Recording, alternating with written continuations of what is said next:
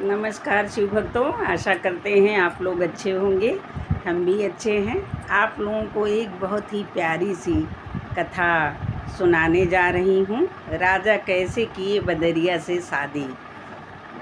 और अब कथा पर चलते हैं।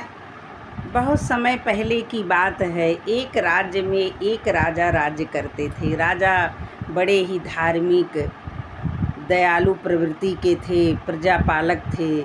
और उनका डेली का नियम था कि वह सुबह उठ करके गंगा जी स्नान करने जाते थे। बहुत जल्दी उठते थे। वहीं नदी के किनारे एक भोलेनाथ का मंदिर था। राजा शादी नहीं किए थे। राजा ये ऐलान किए थे कि जो भी लड़की उनके साथ सुबह उठ करके गंगा जी स्नान करने चलेगी और धार्मिक होगी, उसी से मैं शादी करूँगा। इस शर्त पर कोई राजकुमारी तैयार नहीं होती थी, इसलिए राजा की शादी नहीं हुई थी।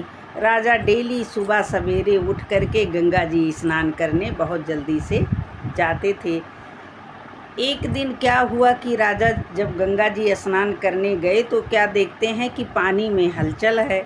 राजा सोचने लगे कि मतलब इतना सुबह कौन नहा लिया और मैं देखा भी नहीं। अब राजा के मन में उसको देखने की इच्छा होने लगी कि कौन इतना सुबह जल्दी नहा करके मेरे आने से पहले चला जाता है। एक दिन राजा और जल्दी गए, फिर भी नहीं पकड़ पाए। दूसरा दिन आया, उस दिन भी नहीं पकड़ पाए। जब तीसरा दिन आया तो राजा बोले कि आज मैं रात भर यहीं पर पहरा दूंगा, देखता हूँ कि कौन मुझसे पहले स्नान करके गंगा जी में चला जाता है। तो राजा रात भर एक पेड़ की ओट में छिपे रहे। जब नहाने का समय हुआ तो वहीं मंदिर के पास एक नीम का पेड़ था, उसी पर एक बदरिया रहती थी।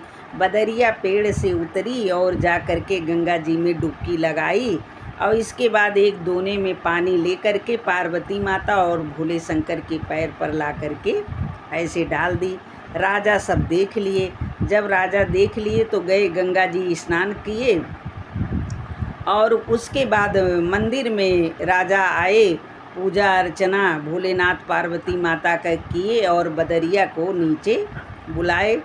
बदरिया जब आई तो राजा वहीं माता जी के पास सिंदूर रखा था, वही सिंदूर उठा करके और उसकी मांग में भर दिए।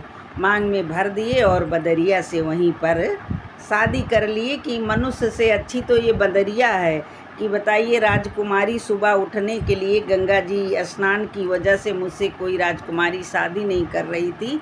ये तो जानवर है लेकिन फिर भी इतना नियम की पक्की है। राजा उसको से शादी करके बदरिया से पार्वती माता भोलेनाथ का आशीर्वाद लेकर के जब उसको बैठा करके लेकर के घर आए तो जो बड़ी वाली रानी थी, राजकुमार की माँ, वो देख करके सोचने लगी कि ये बदरिया और मांग में सिंदूर भरा हुआ है। उनको बड़ी चिंता होने लगी।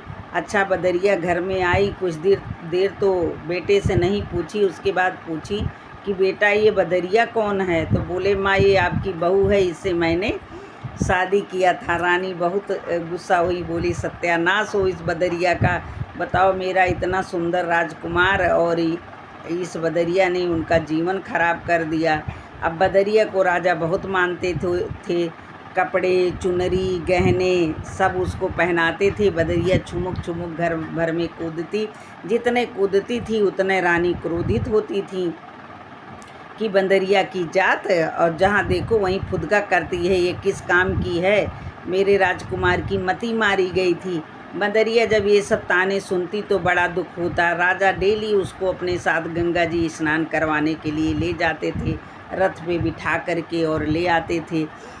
एक दिन ऐसे करते करते बंदरिया को बहुत दुख हो गया। बंदरिया सोचने लगी कि बताओ, अगर माता रानी भोले शंकर हमको इतनी अच्छी भाग दे सकते हैं तो क्या मुझे औरत का रूप नहीं दे सकते हैं।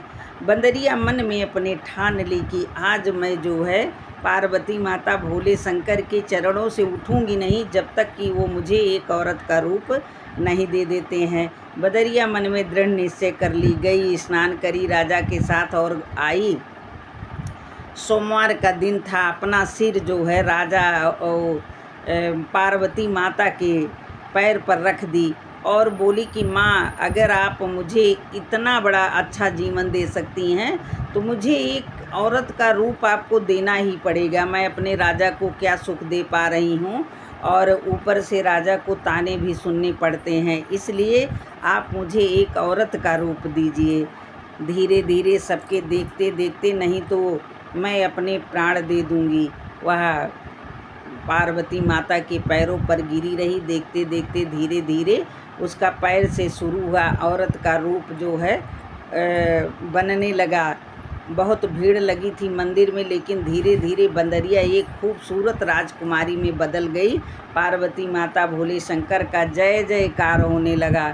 जब जय जयकार होने लगा तो सब लोग बहुत प्रसन्न हो गए। बदरिया बहुत खूबसूरत राजकुमारी हो गई। अब राजा बड़ा प्रसन्न हुए। वहीं से फिर से सिंदूर लेकर के उसकी मांग में भरे और माता जी की चुनरी ओढ़ा करके बदरिया को घर ले करके रथ पे बिठा करके खुशी से जब आए तो अपनी माँ से बोले कि माँ आरती उतारो। माँ बोली कि ये, अपने मन में सोचने लगी ये कौन है नई राजकुमारी और वो बदरिया कहाँ चली गई। रानी आई और आरती वारती उतारी, बहू को घर में ले गई तो पूछने लगी कि बेटा ये कौन है और तुम्हारी बदरिया कहाँ गई।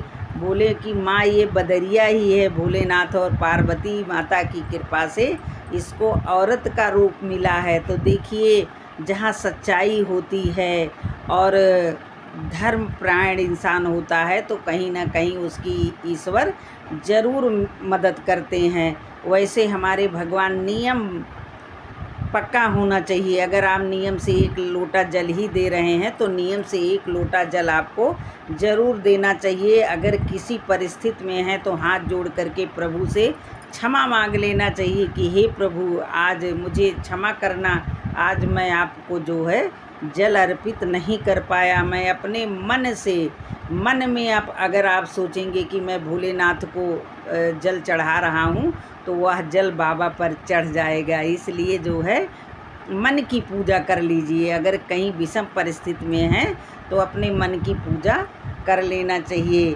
देखिए जो है भोलेनाथ की बड़ी कृपा है। जैसे बदरिया को उन्होंने जो है औरत का रूप दी पार्वती माता भोले शंकर, वैसे हमारे सभी भक्तों पर अपनी कृपा दृष्टि बनाए रहें।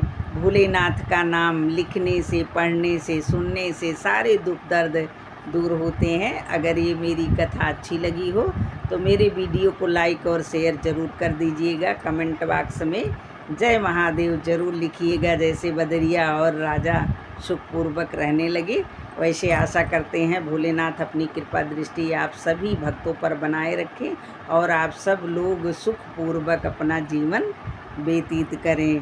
हर हर महादेव, घर घर महादेव, पार्वती मैया की जय। जय शिव शंभू, जय भोलेनाथ। धन्यवाद।